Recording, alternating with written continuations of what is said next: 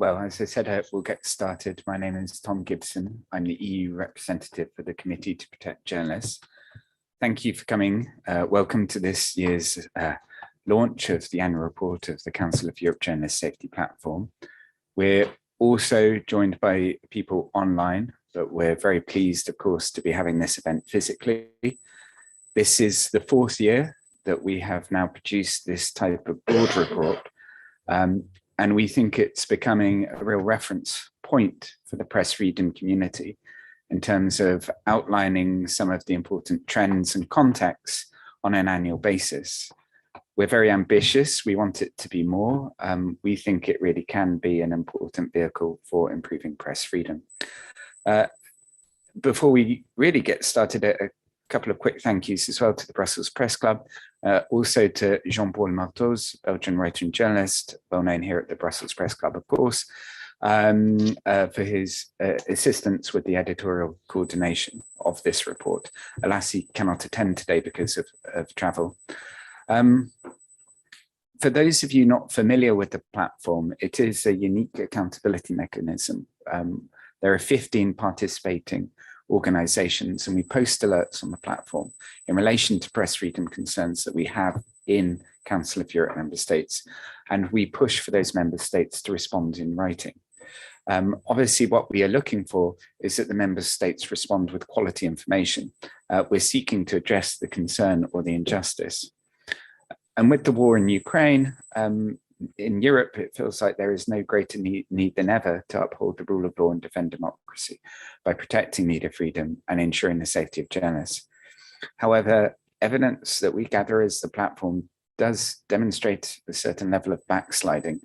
In member states, journalists are threatened, harassed, put under surveillance, intimidated, deprived of their liberty, attacked, and even killed because of their reporting. And we're urging member states of the Council of Europe to reverse that backsliding. And if they're serious about seeing it through, it's very important that they commit politically. And we renew that message to the Council of Europe and the European Union today. Within the platform, we have very good synergy and coordination, but despite our efforts, the threats facing journalists are enormous. What we are finding with the annual report is that it has, over the last several years, really led to good engagement from the Council of Europe, including the Secretary General, the Committee of Ministers, and also the Parliamentary Assembly. We have also generated recognition of the platform and the annual report outside of Strasbourg, including here in Brussels, where we've engaged with the European External Action Service, the European Commission. One of the things that we've noted now is that, for example, the Rule of Law annual chapters produced by the European Commission include a reference to the alerts on the platform. So a quick explanation of how the press conference will work. Very shortly, we'll hear from the 6 speakers who will have 4 to 5 minutes to present some of the report's findings. For the participants online, please use the chat function if you have questions. I will be watching, and after the presentations, I will take both questions from the floor and questions from online. I would ask panelists to introduce themselves. I will not introduce you because we've got so many. And let's get started. Ernest, over to you. Well, thank you very much indeed, Tom. My name is Ernest Sagaga. I work for the International Federation of Journalists based here in Brussels, and I'm responsible for human rights and safety of journalists at the FJ. Good morning, ladies and gentlemen, and thank you for coming. Can I, on behalf of my 2 organizations, the International and European Federation of Journalists, register again our appreciation to the Council of Europe for the platform for the promotion of journalism and the safety of journalists. These initiatives provide us with an opportunity to highlight pressing issues of concern to journalists, raise awareness about them with the governments and the public, while advocating for action to address these concerns. Chief among them are levels of violence targeting journalists in the forms of attacks on their physical integrity, up to and including killings. Indeed, as the report records, last year, 6 journalists were killed, 3 of them targeted deliberately in Greece, Netherlands, and Turkey. Another died in Georgia following the violence while covering street protests. 2 more died in a landmine explosion during the conflict of Nagorno-Karabakh, a harbinger of what we are witnessing, unfortunately, in the war in Ukraine, where at least 10 journalists have been killed since the start of the Russian invasion. Other forms of violence against journalists include assaults, threats, and we have up to 82 incidents recorded in 2021, representing 51% increase from the previous year, 2020. Public protests, and in particular COVID-19 related protests, provided a particular backdrop to these aggressions. And although there was a decrease in the number of alerts concerning violence by police officers, the behavior of law enforcement agents during these protests remains a serious concern. Another major factor fueling violence against journalists is the reckless media bashing, hate speech on social networks, very often promoted by political figures, which directly target journalists, questioning their independence and legitimacy, and thereby making them more vulnerable to physical aggression. We can all go on about what is not going right, but on a positive note, the report features developments in some of the Council of Europe's member states, including the UK, the Netherlands, and Sweden, to address the issue of journalist safety. These are usually safety protocols agreed between law enforcement agencies, journalist organizations, and prosecution services in those countries. Et enfin, comme nous sommes à Bruxelles, au Press Club de Bruxelles, une autre initiative mérite une mention particulière. En effet, le prix Daphne Caruana Galizia pour le journalisme, une initiative du Parlement européen pour honorer notre collègue maltaise assassinée en octobre 2017, a été lancé dans cette même salle en juin 2021. J'ai d'ailleurs eu l'honneur de participer à la cérémonie de lancement de ce prix aux côtés de la vice-présidente du Parlement, du député européen David Casa et de Mathieu Caruana Galizia, le fils de notre consoeur. Depuis lors, le Press Club de Bruxelles est chargé de la sélection du jury et des articles dans le cadre du prix Daphne Caruana pour le compte du Parlement européen. Le premier prix Daphne Caruana a été décerné au projet Pegasus en octobre dernier, le 14 octobre. Et ce prix représente une tentative de faire en sorte que la culture de l'impunité pour les crimes et la violence contre les journalistes puisse finalement être stoppée par le gouvernement. Je vous remercie, Tom. Thank you very much. And just to capture the last bit about the Daphne Caruana Galizia Prize being awarded to the Pegasus Project for its work. Jessica, if we could move on to you, thank you. Sure, thanks a lot, Tom. Hello, everyone. Good morning. My name is Jessica Nivonin. I am Policy and Campaigns Manager at Index on Censorship. As Ernest mentioned, already in last year, there was the killings of 6 journalists recorded in the Council of Europe region. And that's something of huge concern to us. And especially of concern is the issue of impunity, that those cases, that there will be impunity for their deaths. Because already by the end of 2021, 35 cases of impunity had already been registered on the platform since 2015. Impunity for crimes against journalists refers to the failure of states to identify, prosecute, and punish anyone, including the assailants and masterminds, involved in committing a crime against a journalist. Cultures of impunity contribute to self-censorship by making journalists more vulnerable to pressures out of fear of reprisals or harm. The platform defines impunity as the lack of resolution of a case after 2 years. 2 cases, those of Turkish journalist Uğur Mumcu and Turkish Cypriot journalist Kutlu Adlı, were added to the impunity category during the year. There were minor developments in several cases, but no impunity case was closed in 2021. The Russian Federation, Turkey, and Ukraine account for 60% of all of the cases relating to impunity on the platform. Last October saw the 15th anniversary of Russian journalist Anna Politkovskaya. The masterminds of her murder are still at large, sending the incredibly dangerous message that killing a journalist is a low-risk crime. Impunity is, however, not only an issue facing eastern and southeastern states, with cases of impunity for murdered journalists outstanding in Slovakia, Malta, and the United Kingdom as well. In 2021, we welcomed the Slovak Supreme Court's decision to overturn the not guilty verdicts of the suspected masterminds of the 2018 killing of journalist Jan Kuciak and his fiancée Martina Kushnirova. The case will be heard in the Special Criminal Court later this year. We also last year welcomed the conclusion of the public inquiry into the murder of investigative journalist Daphne Caruana Galizia in Malta, which last year concluded that the state of Malta must bear responsibility for the assassination because it created an atmosphere of impunity generated from the highest levels in the heart of the administration of the office of the Prime Minister. We also welcomed the indictment of the alleged mastermind Jürgen Fenech, who was charged with complicity to commit murder in August 2021. While we see these as important milestones, they have been the result of a painstaking battle and do not in themselves guarantee justice.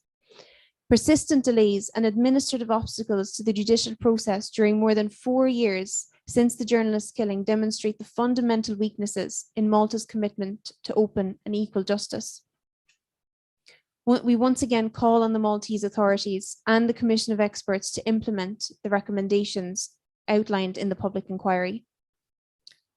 As stated in our report, press freedom is the canary in the coal mine. It is a key indicator of the clear and worrying degree of democratic backsliding that is taking place across Europe.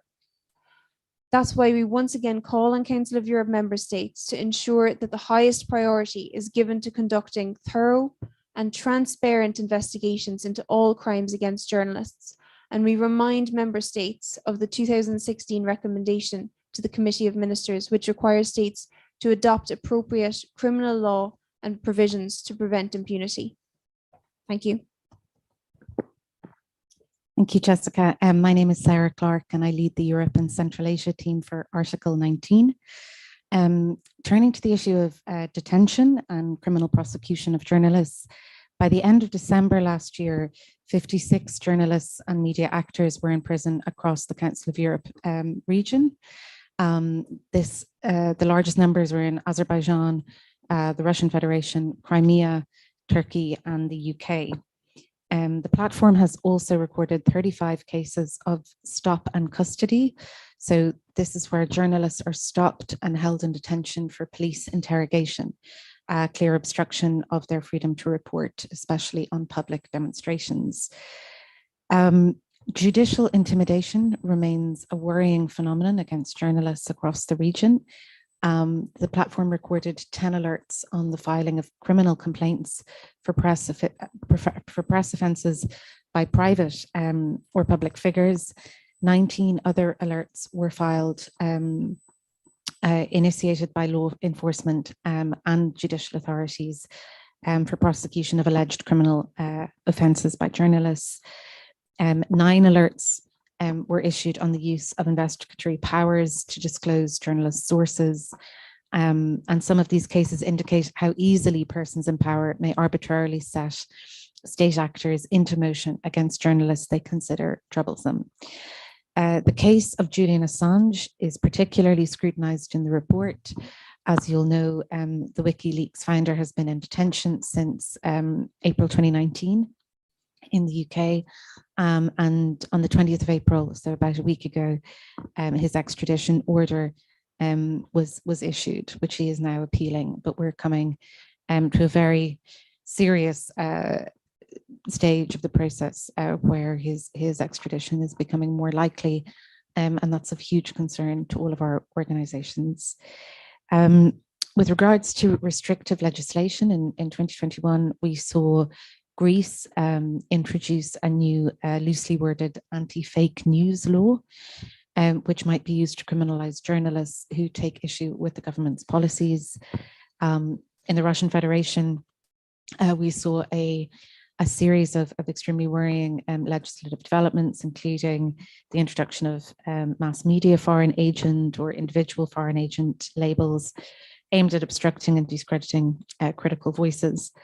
By the end of the year, the list of foreign agents included 111 widely trusted news organizations. So all of this had happened prior to the invasion of Ukraine. And then obviously since then, we've seen even more restrictive laws banning fake news introduced. And of course, Russia's departure from the Council of Europe, despite the Russian Federation's leaving of the Council of Europe, our organizations will continue to monitor press freedom in that country. We're also particularly concerned by the non-implementation of European Court of Human Rights decisions. Notably, 2 days ago, we saw the case of Osman Kavala in Turkey, his conviction, which goes against the Strasbourg ruling for his release, pushing Turkey into the most difficult moment in its relationship with the Council of Europe. We're particularly concerned at the precedent that not implementing Council of Europe, the European Court decisions has both on the rule of law and press freedom specifically. Finally, looking at the issue of surveillance, July 2021 saw the publication of the Pegasus project, the investigation which highlighted the Israeli company NSO's surveillance technology and how it had been abused for years. 3 member states of the Council of Europe are mentioned in the report as having used this spyware against journalists. So that's Azerbaijan, Hungary, and Poland. As you may know, surveillance has always been a risk for journalists, but the Pegasus project investigation has highlighted new technology-driven vulnerabilities. And we see journalists covering national security issues, human rights, and corruption as particularly at risk. Thank you. Thank you. Hello, my name is Flutu Ragusari. I work as a legal advisor for the European Center for Press and Media Freedom. I will focus on strategic litigation against public participation. The annual report shows that civil and criminal defamation, as well as other charges based in criminal law, continue to be used against media and journalists throughout Europe. Most notably, strategic lawsuits against public participation are increasingly being used to discourage media and journalists from reporting public interest topics. SLAPs are lawsuits or other legal actions brought by powerful individuals or companies that have little or no legal merit and are designed to intimidate and harass the target. They aim at discouraging media and journalists from reporting matters of public interest. We have documented at least 16 cases which show how court proceedings are being abused in order to target journalists. To mention a few examples, Gazeta Yoborsa in Poland and Index.hr in Croatia each face around 65 defamation lawsuits. In Serbia, KRIK particularly is being targeted with SLAP lawsuits. And then we have still the problem with English libel system, which remains plaintiff-friendly jurisdiction for legal intimidation. We have noticed and we have documented that unreasonably high damages for defamation claims up to €500,000 were sold from journalists and media, which had a chilling effect on freedom of expression. Typically, claimants request the court to force journalists and media to remove publications, to apologize, to publish a rectification, or commit not to report about a specific topic in the future. Criminal defamation continues to be used as a basis to charge and sentence journalists.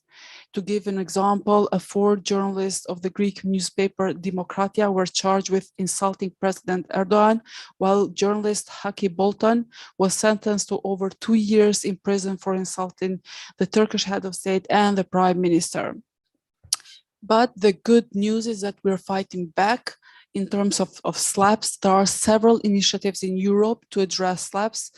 Today, we're expecting the European Commission to propose the first legislative and non-legislative anti-SLAPP package, while the Council of Europe has established a committee which will draft an anti-SLAPP recommendation. Lastly, while we're fighting for legislative efforts to discourage SLAPPs, a number of partner organizations are helping journalists to financially cover lawyers' fees when they face SLAPPs. Thank you. Okay, thanks very much. So my name's Oliver Money-Curl. I'm from the International Press Institute based in Vienna, and I'm head of European advocacy for the IPI. We concentrate mostly on media capture issues, certainly in this report. One of the most disturbing trends that we see across Europe is the growth and spread of media capture, a strategy by governments used to subvert independent media and dominate the media landscape. The leading countries of these are obviously Russia, Turkey, and Azerbaijan, which have all developed a model of control over the past 2 decades, whereby some 90% of media in each of these countries are directly or indirectly controlled by the governing party through the use of pro-party oligarchs, the regulators and the courts that have been shaped and filled by party supporters. So these countries have the semblance of democratic structures and independent checks and balances, but in practice, all of these institutions are dependent on and subservient to the vertical power structure.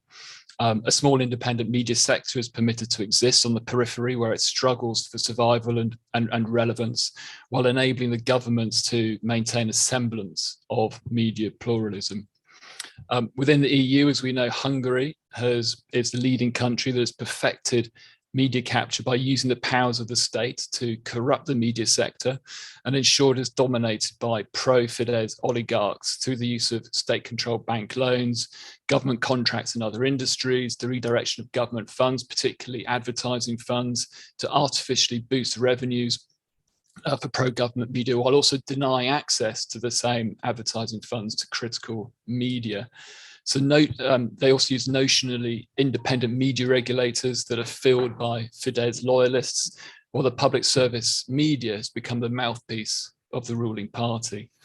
In media capture, we see 4 key indicators that exist: the control of media regulators, the control of public media, the misuse of public funds to control media, and the control of private ownership indirectly through oligarchs. So this model has been very effective and has been increasingly copied in other European countries, most notably Poland, where this year we saw the use of the state-controlled giant energy company PKN Orlen, which took over one of the largest regional media companies, Polska Press, and proceeded to dismiss a whole number of editors, despite the fact that there had been a court freeze imposed on the purchase as a result of a case taken by the then Human Rights Ombudsman, Adam Bodnar, challenging the impact on media pluralism in the country.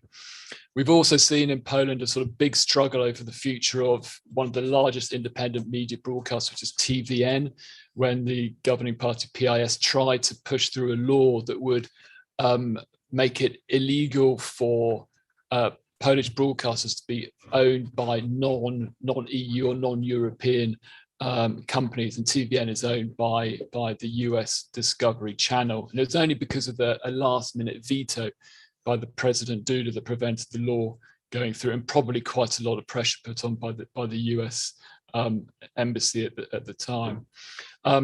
We've seen similar processes at work in the Czech Republic under former Prime Minister Andrej Babiš, and in Bulgaria under also former Prime Minister Borisov, with their own national variations on media capture. And perhaps most shamelessly and ruthlessly has been how Janez Janša in Slovenia has attempted to fast track the Orban model over the past 2 years.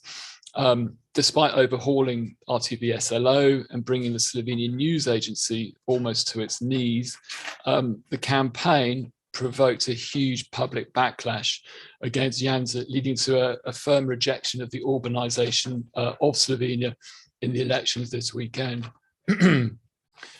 Janša, it should be noted, did not just copy the Orban model. His media and indirectly his electoral campaign was financed by Hungarian capital in a coordinated effort to secure ideological allies in the region.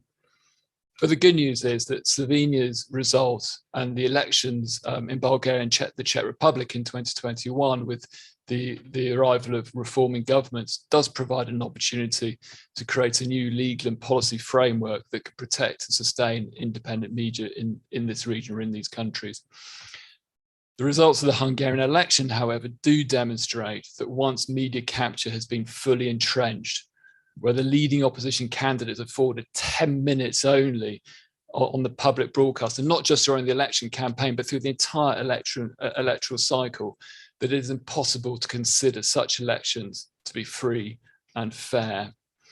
The longer the Fidesz model is tolerated, the more other political parties, seeing its effectiveness, will be seduced into similar efforts. Addressing the rule of law in Hungary is fundamental for the future of media freedoms in Europe. The European Commission has a chance to address some of the key elements of media capture through the European Media Freedom Act, which is promised for later this year. It is ambitious. It has ambitions to promote media pluralism, improve transparency of ownership, guarantee the independence of media regulators and public broadcasters, end the misuse of public advertising. Whether or not it is able to develop the necessary tools to meet these ambitions remains to be seen. But it cannot be left to the EU. National governments, civil society, media and journalist organisations must lead these efforts. There's one thing we've seen, the lesson from Slovenia, it shows that it can be done and that the public can be resistant and can defeat illiberal ideologies. Hello, my name is Nicola Frank and I'm head of international and institutional relations of the European Broadcasting Union. And the European Broadcasting Union is the association of public service media organizations across Europe. So the general rise in public hostility against journalists was also reflected by an increase in physical violence against public service media journalists and staff. And the pandemic clearly amplified this tendency of hostility. And although considered as the most trusted news brands in many of the European countries, public service media were accused of political bias or blamed for delivering unwelcome news. So many incidents took place when journalists were actually doing their job and covered protests and demonstrations. There are examples which led to the fact that broadcasters had to hire special security to fence off their offices, to hide the identity of the broadcaster's brand in the streets so that they weren't attacked. And sometimes they even decided to neglect to report on certain events to ensure the journalist's safety. Now, there are some examples which you find in the report. In Slovenia, for example, anti-vaccine protesters stormed the RTV newsroom. The political editor of BBC's Newsnight had to flee from angry anti-lockdown activists. And in Georgia, and this was during the Tbilisi Pride parade, journalists were assaulted and the cameraman of the Georgian public broadcaster had to go to hospital. These are physical attacks, but also online threats increased. And just an example here, in the Netherlands, an NOS employee and journalist was advised sort of to flee the Netherlands because something would be done to them otherwise. Another issue is, and that's is added to the challenges of threats to journalists and staff, is the pressure on the editorial independence of public service media organizations.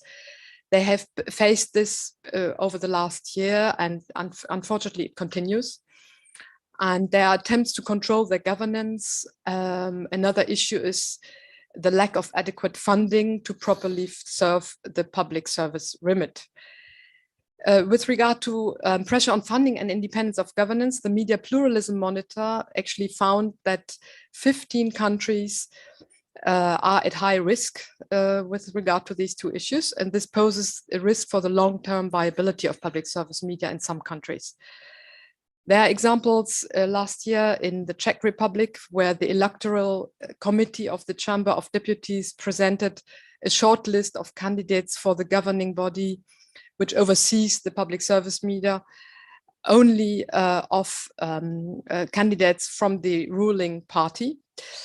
And this was a clear disregard, of course, of the independence which is stipulated in the Act on Czech Television. Then in 2021, also the entire executive board of the Turkish radio and television was replaced by a presidential decree. Funding as a general matter is often awarded only for short-term periods, and the looming threat of funding cuts contributes to the pressure on the independence. That's very clear. Now, EBU has carried out research on the relationship of the existence of public service media and their performance and democracy. They have used sources like the Reuters news reports, Eurobarometer, the Economist Intelligence Unit, and also the Media Pluralism Monitor.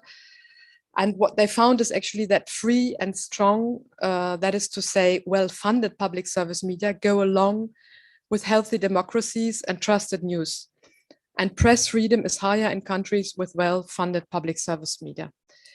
We have heard about the Council of Europe standards, and standards exist for public service media because independent public service media have long been recognized as key for democracies. And member states have agreed on this set of standards, which cover all important factors, including the remit, governance, funding, and editorial independence. We call on member states to implement these standards at national level and to refrain from any direct or indirect pressure on independence, and importantly, to protect journalists and staff from violence and harassment. And now we appreciate that the Council of Europe, together with the EBU, has the plan to organize a conference in November this year to address these issues. And we hope that this will advance the discussion. Let me just finish on Ukraine. I just wanted to say that as other organizations, the EBU has, during the whole period since the onset of the Russian invasion, tried to help our Ukrainian member and to make sure that citizens still receive information. What we did, for example, is fundraising for humanitarian aid together with our members. We provided infrastructure and services to enable continued transmission of radio and television channels for our Ukrainian member. There were donations of broadcasting and IT equipment to make sure that they continue working. And of course, our members made available news and other content to Ukrainian refugees in countries throughout Europe, and safety training, of course, continues. So this is, of course, crucial, and I know that other organizations here in the room also did a lot in this respect. Thank you very much. Thank you. I'll just finish off by talking about some of the recommendations that we have in the report and what we're doing as a platform to mobilize and push the Council of Europe and member states to take more remedial actions to defend press freedom. We have noticed with this annual report, as I said at the start, that we are still within the Council of Europe positive, that media freedom is prioritized by the Secretary General in her annual report and in thematic reports, and having an evolving dialogue with the Committee of Ministers, which we will seek to develop. But the key thing is that we want to push member states to demonstrate this political leadership that I talked about at the start. What does this mean? So when we have this Committee of Ministers dialogue, we want member states to improve the response rate that they have to alerts, both in terms of number and also quality. On numbers, we need the political will to improve the response time of national governments to the alerts, and also to encourage other states, including problematic member states, to respond as well. On quality, we want responses to alerts to demonstrate due diligence. This means progress updates around investigations to alerts, a sufficient and transparent assessment of the facts, which is independent, and a meaningful dialogue with us about remedy and reform. In short, we're not looking for a simple denial of the evidence that we present. Now, a resolution or a way to improve the managing of this is for member states to set up their own response systems. National authorities can do this, liaising with other government departments or bodies, but these systems have to be set up and they have to be effective and timely, and they have to be usable for the platform partners. The provision of remedy also then falls into the existing standards that the Council of Europe has, and now the European Union has. So we are aware that there is a continued assessment of the implementation of Council of Europe, the Council of Europe Journalist Safety Recommendation 2016. We want to be part of those discussions at national level. It's very important that concrete measures trickle down to really change the lives and work of journalists. Reforms in law and in practice have to be something that have tangible results. In addition, we are in Brussels. We work with institutions. I mentioned that there is this continued engagement as well, both on press freedom, but also between the Council of Europe and the European Union. Very important, Europe and the OSCE, of a mutual in the journalist. In addition, we also have the recommendation which has been drafted by a committee of experts within the Council of Europe on addressing but this also covers certain recommendations which we find ourselves meeting. There are mentions the lack of enforcement.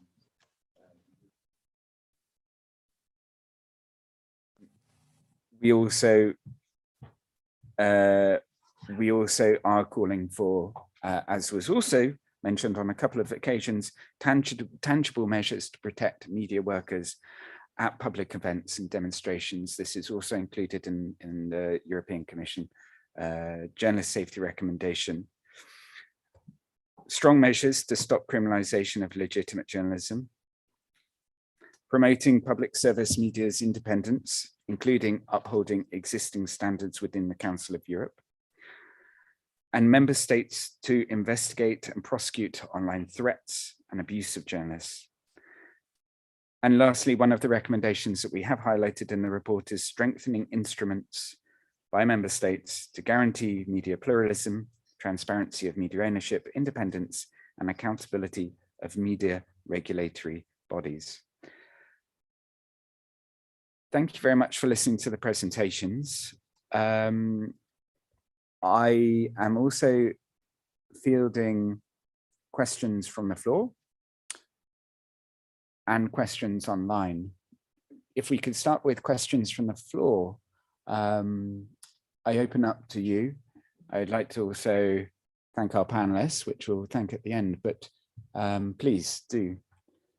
If you have questions. So one of the questions online is from Eugène Gayuyen from First Department. The question, Maria, is in relation to Ivan Savanov's case.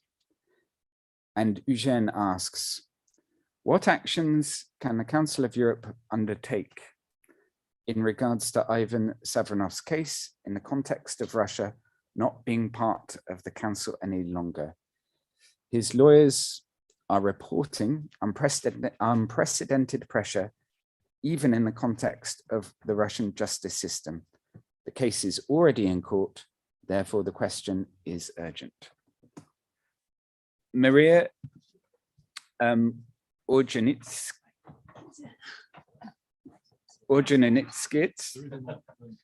Oh, okay. Yeah, sorry about that. I'll just, sorry. Yeah, that's fine.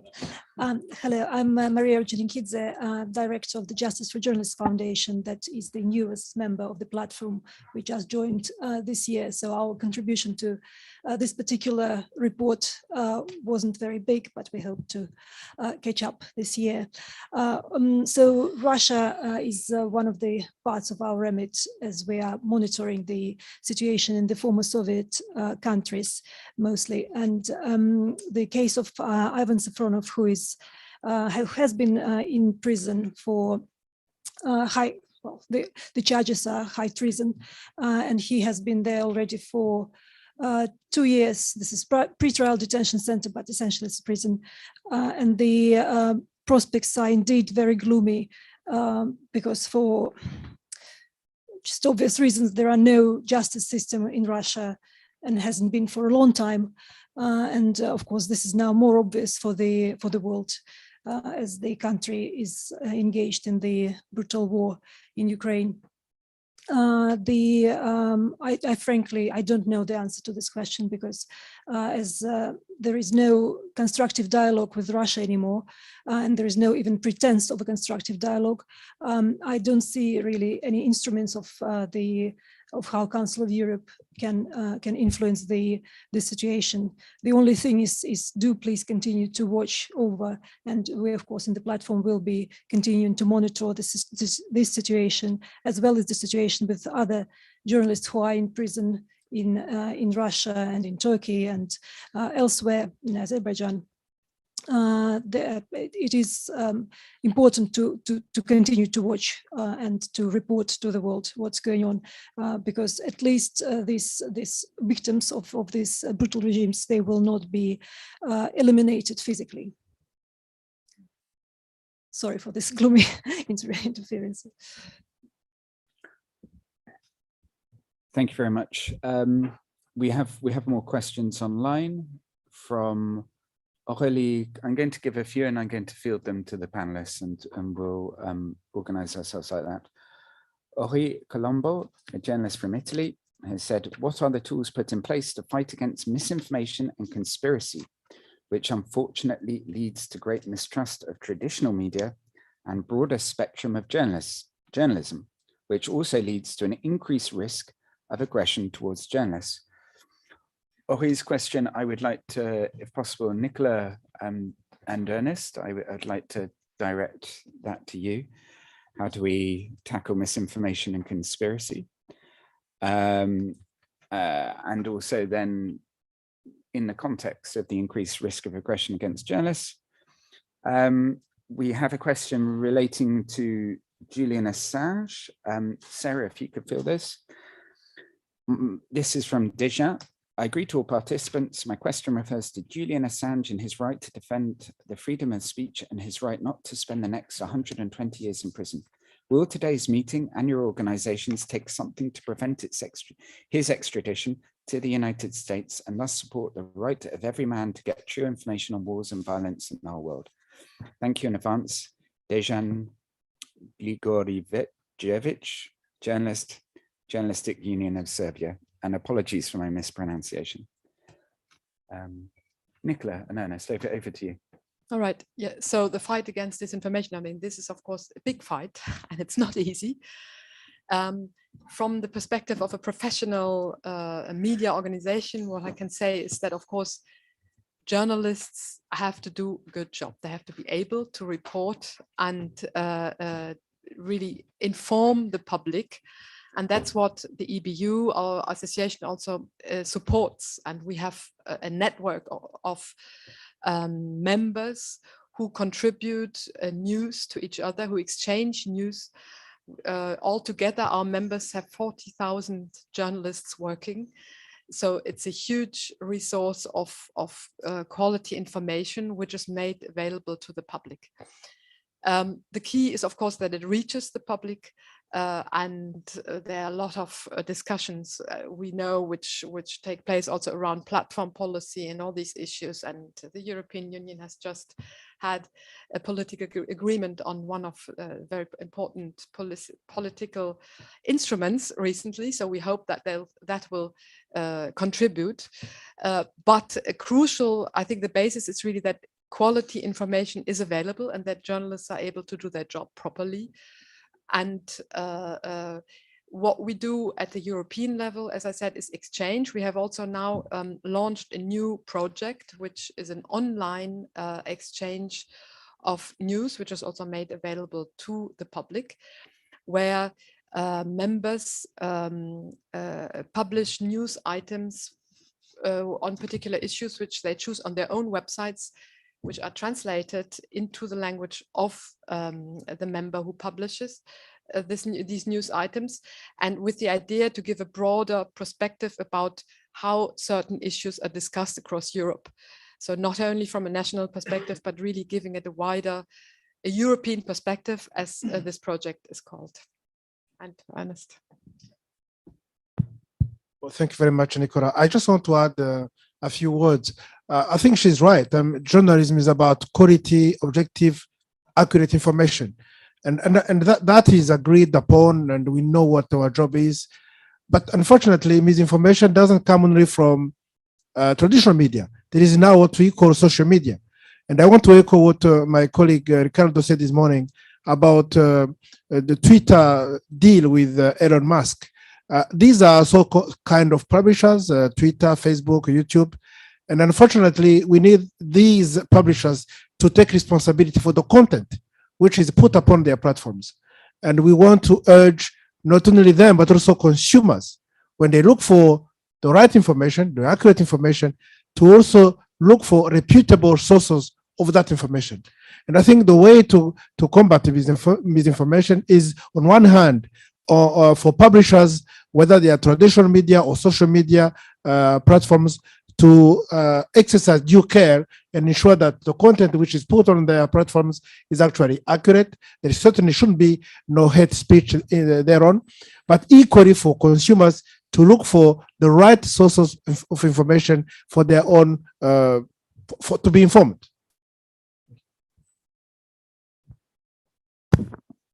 Thanks, and thanks for the question on Assange. All of our organizations have opposed Julian Assange's extradition since the beginning of this case. We've highlighted the very serious precedent that this would create, both within the US in terms of using the Espionage Act, but also to all foreign journalists who could be extradited. And we see this as a major concern to future publishers of intelligence leaks who would be at the mercy of prosecutorial discretion in the US. As you know, all of we're at the sort of final phase where the decision to extradite is now in the hands of the Home Secretary, Priti Patel. Our organizations have written to her most recently in the last week, asking for yet again for the press freedom considerations to be taken into account, and again objecting to Assange's extradition. He is appealing this final phase, but we're, on the basis of everything that we've seen in terms of the way the case has played out, we've seen very concerning barriers and restrictions to the right to a free trial, and also to adequate oversight. And we see this as a highly politicized case. So, I completely agree with your point. We have to continue, very vocal opposition to Assange's extradition, as it's such a serious precedent. Thanks. Thank you. We have a comment from Ori Colombo, who asked a question about misinformation and conspiracy, and she just responded to Ernest and Nicola, saying, indeed, it was exactly the sense of my intervention to put the responsibility on social media. Thank you. We also have a question from Heli Tikma from Estonia.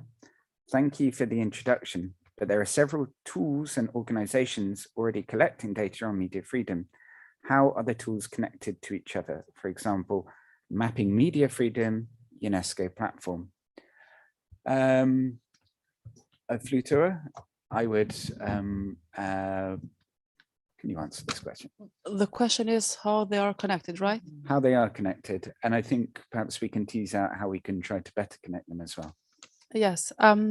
So the Mapping Media Freedom is run by ECPMF in collaboration with EFJ, IPI, and other partner organizations. The main difference is that with Council of Europe, between Mapping Media Freedom and Council of Europe, is that with Council of Europe platform, we try to focus on most serious incidents and also on incidents where we expect a response, a reply from member states.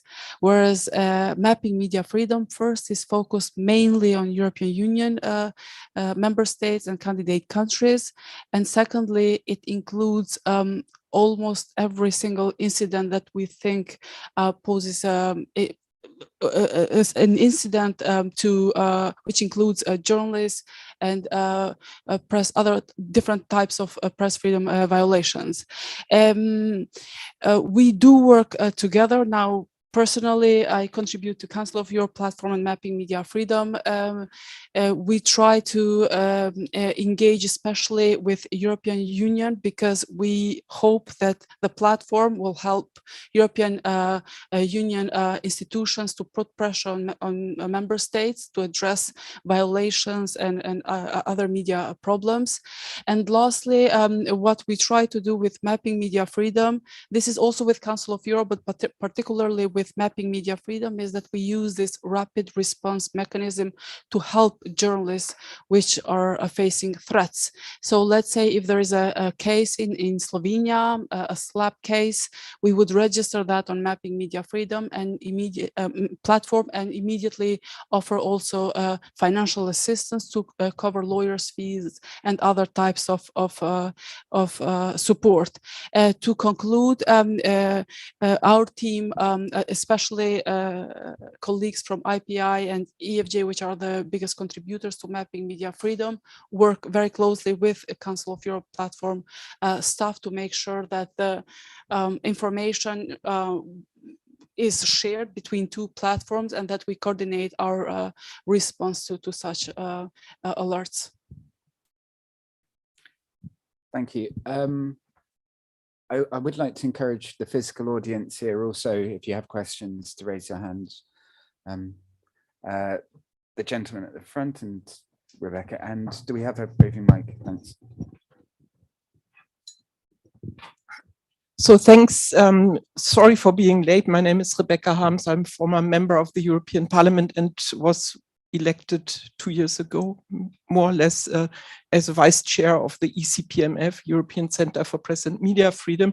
And I learned only yesterday that while I'm being in Brussels, you would meet here. So I take the opportunity and join you. And I would like to mention one of the issues I'm busy with also for the ECPMF.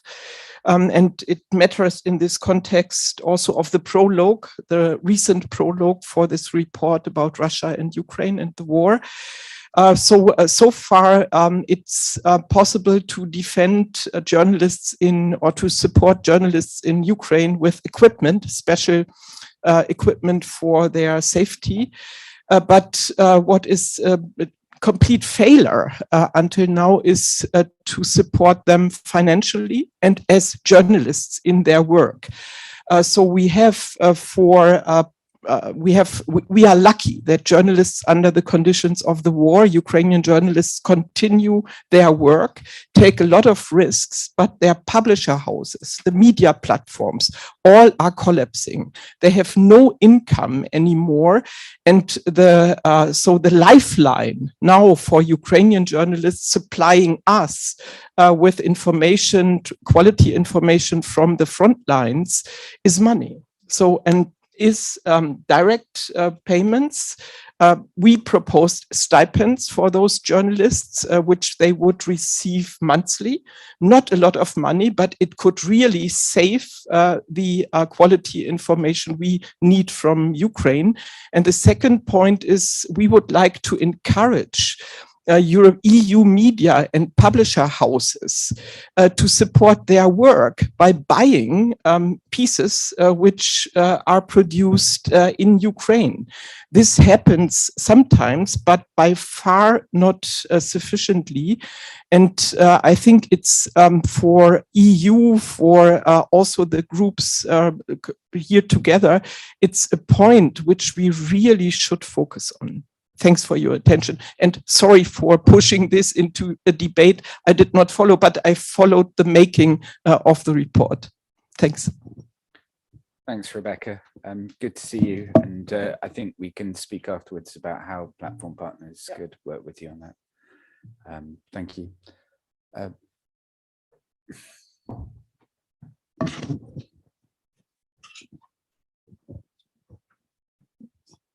Yes, good morning.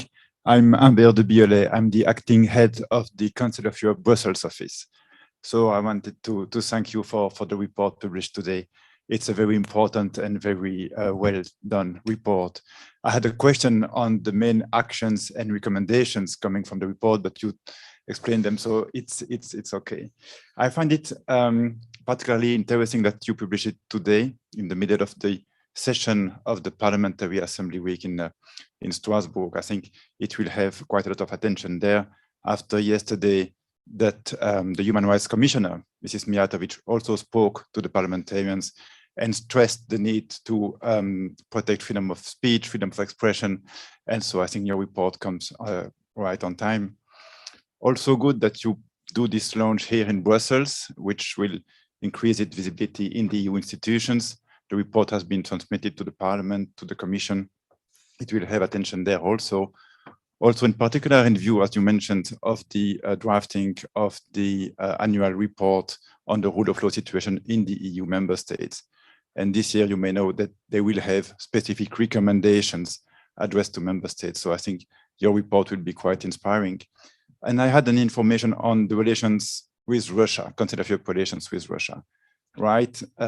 Russia is not a member anymore. So Russia will leave, of course, all structures, or has left all structures of the organization. Still, in terms of its relations with the European Convention of Human Rights, that convention continues to apply until the 16th of September. So still cases can be brought against Russia until that date. So there remains a connection, a legal connection between Russia and the Council of Europe. Of course, it has a limit because in terms of dialogue with Russia, it will be limited. It will depend on Russia's willingness to engage into a dialogue with the Committee of Ministers when the Committee of Ministers will follow the implementation of the court decisions. That will be, of course, seen at a later stage. Thank you. Thank you. I mean, it's absolutely. There's a question, Ben. Just to respond very quickly. Thank you very much for your comments. And you know, I think from the recommendations part, we're very keen to see. Well, we're very pleased to see this continued cooperation between the European Union and the Council of Europe. And yes, with the rule of law report, the recommendations is something that civil society here has also been pushing for, because it seems essential that we're able to clearly articulate the concerns that we have. I think what we would really like to see is a continued openness around the rule of law mechanism and how an easier ability for us to be able to navigate easily in and out of the processes that are taking place nationally. And an easier ability for us to be able to engage with journalists on the ground in all of the member states, which at the moment the rule of law mechanism and the report doesn't fully provide us as civil society. And this is a message that we've communicated to the Commission. And the recommendation the recommendations are essential. But again, I think the references in the chapters to the Council of Europe platform alerts, they don't go into detail around their actual remedy. And, you know, this is something that we feel is sort of lacking. That conversation allowing for journalists and media freedom advocates to also they integrate be able to integrate our voices into that process. But we understand that, you know, the good thing about the rule of law mechanism in the report is that it's a process which is under development.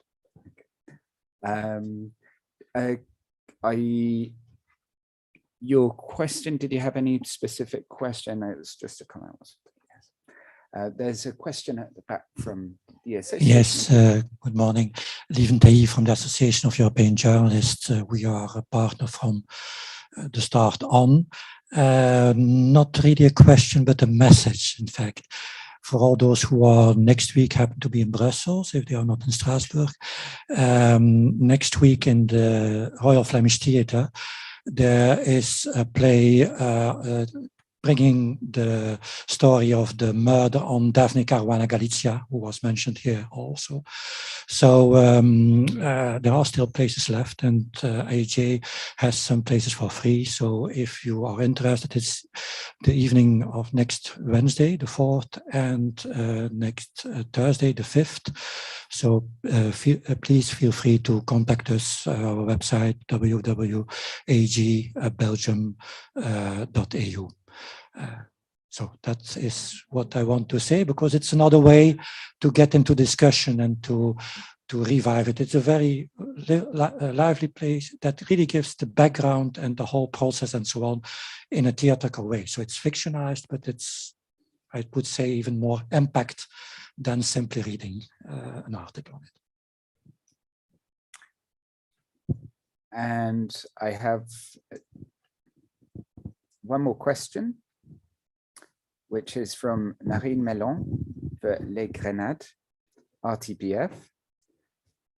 My question is for all participants, but I'm going to direct it to a couple. What about the female journalists? They are still target of assault, particularly online. Are the numbers increasing, and what needs to be done? Jessica and Sarah, I'll just give you a moment or two to think about that. We also have a question from Patrick Penix, our friend at the Council of Europe. The Council of Europe will also release its report on media freedom and freedom of expression on the 3rd of May, and corresponds very much in analysis with the report of the platform partners. Platform partners will receive the link to this new report. Very interesting listening to your interventions. Patrick, thank you very much, and look forward to seeing you soon in Strasbourg, hopefully. Jessica and Sarah, female journalists, the target of assault, including online attacks. What needs to be done? And insights into the increase in numbers? Thank you. Thanks, Tom, and thank you for the question as well.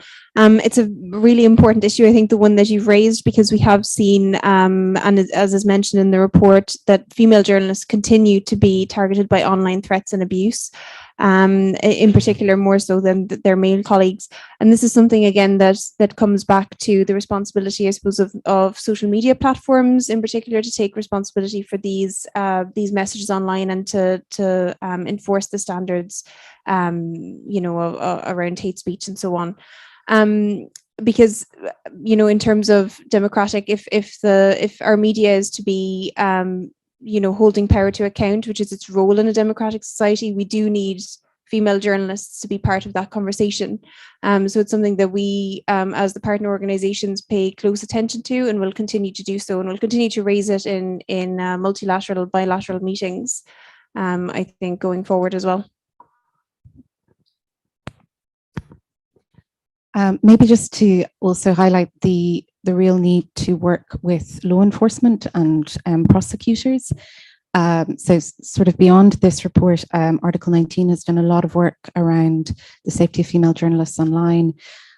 We've looked at cases of best practice where we've actually seen prosecutions, and that's a current study that we're doing, is looking at the very few but successful cases where we've seen prosecutions for online gendered harassment, and we're looking at what are the you know, the necessary elements to see prosecution, because I think the issue of impunity when it comes to this is so vast, and it's such a difficult and lengthy process to even have the social media companies pick up on it, but also we've in our interviews with police and prosecutors, there's a real lack of understanding on how to prosecute. We're also looking at different elements of judicial training.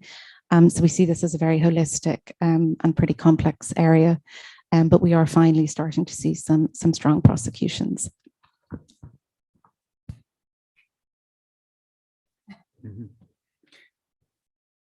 Thank you. Do we have any further questions from the floor?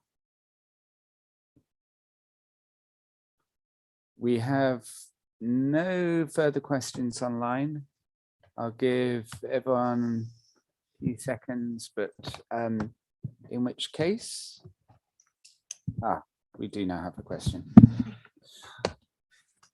From Marina Sareva, Russian journalist. Thanks for the report. Answering a question about interaction with Russia in the future. Maria Orjonakidze said that it was becoming more and more difficult to conduct a constructive dialogue, but it is important to continue monitoring violations that also affect journalists. Perhaps there is already some understanding of the formats of some monitoring and a plan for the near future. Again, continue monitoring violations, and is there some understanding of the formats of such monitoring and a plan for the near future? With best wishes, the correspondent of the newspaper, Vedomosti. Okay. Right. So yes, of course, we do as an organization and a part of the platform, we obviously submit the alerts that concern the council, the member states, but as the Justice for Journalists Foundation, we have our own media risk map on our website, which monitors and follows the threats and crimes against journalists all over the post-Soviet space in 12 countries, apart from the Baltic states, plus Crimea. So we do monitor it on the daily basis, and the results can be accessed online. They are completely free.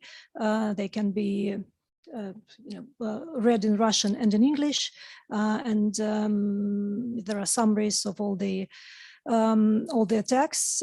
There is classification of the attacks, so that can be analyzed and free for anyone to do. We also publish the annual reports, which are probably this year's report will probably come out sometime in mid-summer, as there were so many alerts. And we do have our own partners in all of these countries, and all the alerts are being checked by at least 3 independent sources. So yes, this monitoring continues and will continue, hopefully, even though there are countries like Turkmenistan where there is no way of tracking it's outside of the remit of the Council of Europe, obviously, but it's something to look at, because this country where there is no free journalism and there is no access, but still we have some information coming out of there, both reported by the Turkmen journalists who are outside of the country and some of the people who are still managed to do something inside. So yes, it's possible, and it will be continued. This work will be continued, definitely. Thanks, Maria. In which case we're going to draw to a close. Thank you very much for coming. Do, of course, take the report, share the report, engage with us as platform partners, do promote the platform as a resource, help us in our advocacy, both with the member states of the Council of Europe, and also more broadly in our struggle as we try to continue to push for press freedom to be protected and defended in Europe. Thanks once again to the panelists, thanks to Brussels Press Club, and thanks for your questions and comments, and have a great afternoon.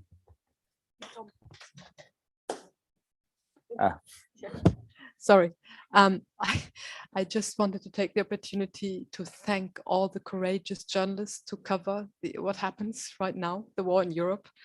And I say this because I just received, I mean, I say this, of course, because it's very important, but I just received information again from a Spanish journalist, actually from Spanish television, traveling to Mariupol, who was hit by a Russian missile, luckily unharmed, but together with other colleagues.